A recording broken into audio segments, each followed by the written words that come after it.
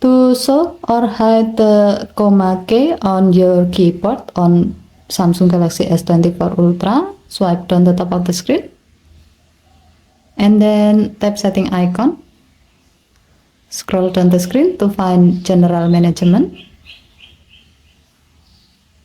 Tap General Management and then tap Samsung Keyboard Setting.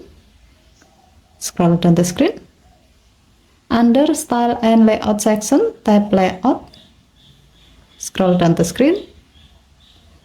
Under General section, tap the on-off switch next to comma to enable or disable this option.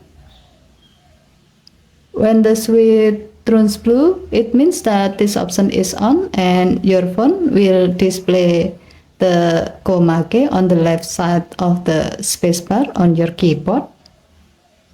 While when the switch turns gray, it means that this option is off and your phone will remove the comma key from your keyboard.